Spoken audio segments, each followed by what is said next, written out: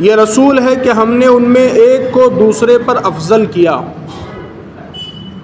اللہ تبارک و تعالیٰ ارشاد فرماتا ہے کہ یہ رسول ہے کہ ہم نے ایک کو دوسرے پر افضل کیا، یعنی رسول جتنے بھی ہیں اللہ تبارک و تعالیٰ نے رسالت کے معاملے میں تمام کو ایک مقام تو عطا فرمایا۔ نبوت کے اعتبار سے وہ تمام برابر تو ہے، لیکن کمالات کے اعتبار سے اللہ تبارک و تعالیٰ نے کسی کو کسی اور پر فضیلت عطا فرمائی ہے، ورنہ نبوت کے اعتبار سے تو تمام نبی برابر ہے، رسالت کے اعتبار سے تمام رسول برابر ہے، لیکن فضیلت کے اعتبار سے، کمالات کے اعتبار سے، معجزات کے اعتبار سے اللہ نے کسی کو کسی پر فضیلت عطا فرمائی۔ پھر کہا منہم من کلم اللہ ورفع بعضهم درجات، ان میں سے کسی سے اللہ نے کلام فرمایا اور کوئی وہ ہے جسے سب پر درجو بلند کیا۔ اللہ رب العزت نے اس میں فرمایا کہ ان میں سے کسی سے اللہ نے کلام فرمایا، اور دنیا کے اندر یہ حضرت آدم علیہ السلام کو اللہ نے شرف عطا فرمایا ہے کہ حضرت آدم علیہ السلام سے اللہ تبارک و تعالیٰ نے ڈائریکٹ کلام فرمایا ہے۔ اللہ تبارک و تعالیٰ نے حضرت موسیٰ علیہ السلام سے ڈائریکٹ کلام فرمایا، یہ حضرت موسیٰ علیہ السلام کے لیے اللہ تبارک و تعالیٰ کا بڑا فضل ہے، اور اسی چیز کا ذکر اللہ نے فرمایا کہ ان میں سے کسی سے اللہ نے کلام فرمایا، یہ حضرت موسیٰ علیہ السلام کی ذات ہے۔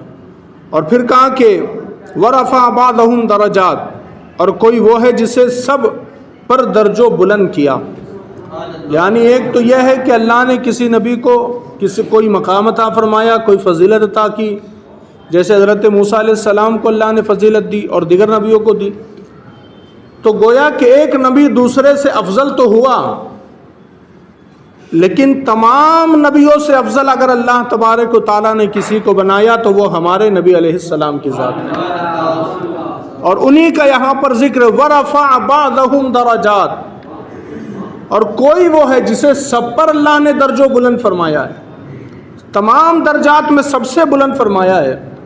بعد از خدا بزرگ تو ہی قصہ مختصر، اللہ کے بعد سب سے افضل اگر دنیا میں کوئی ہے تو وہ ہمارے نبی کی ذات ہے، اور اللہ نے اس کا ذکر بھی فرمایا، بلکہ قرآن مقدس اور احادیث کریمانہ سے یہ تمام باتیں ثابت ہوتی ہے، اور یہ امت مسلمہ کا متفقہ عقیدہ ہے کہ اللہ کے بعد سب سے افضل ہمارے نبی علیہ السلام کی ذات ہے، اور کیوں نہ ہو، اس لیے کہ وہ اللہ تبارک و تعالیٰ کے سب سے زیادہ محبوب ہے، سب سے زیادہ پسندیدہ ہے۔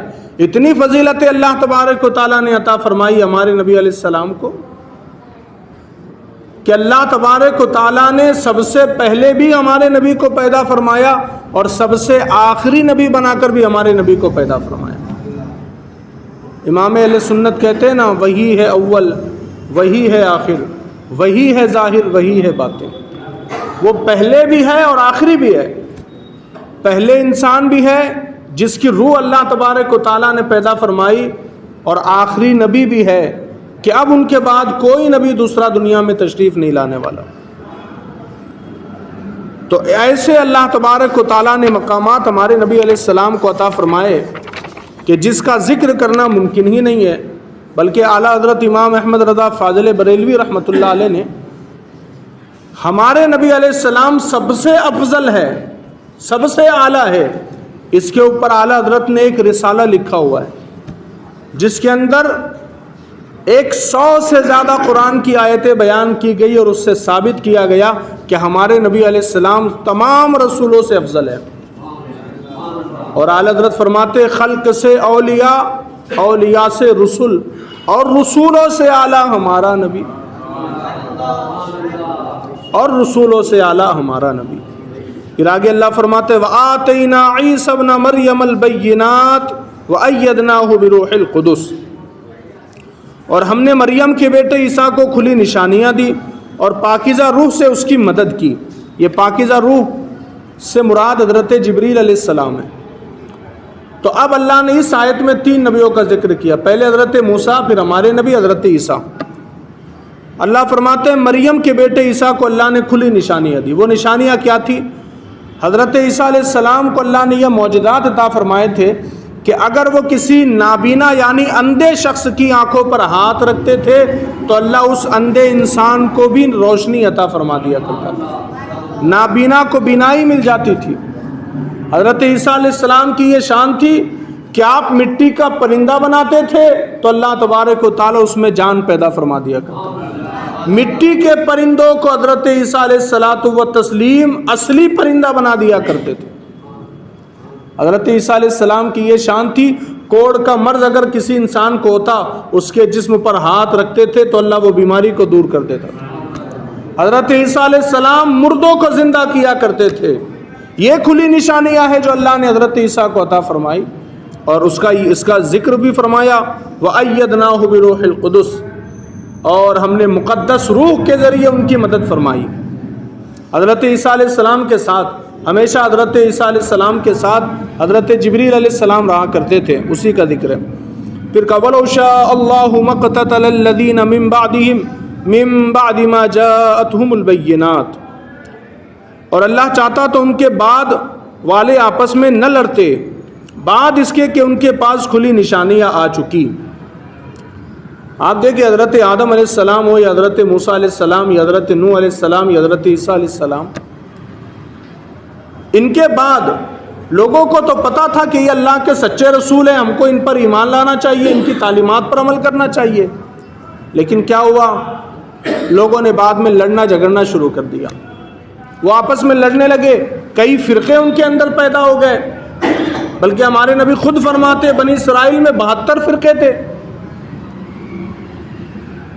تو وہ کھلی نشانیاں آ جانے کے بعد، تمام باتیں ثابت ہو جانے کے بعد بھی وہ آپس میں لڑنے لگے. اور آج بھی عیسائیوں کے اندر کئی فرقے پائے جاتے ہیں. صرف عیسائی قوم کی بات میں کر رہا ہوں. تو وہ آپس میں لڑنے لگے تو اللہ فرماتا ہے اور اللہ چاہتا تو ان کے بعد والے آپس میں نہ لڑتے. یعنی اللہ کی قدرت میں تو سب کچھ ہے، اللہ چاہے تو کیا نہیں ہو سکتا.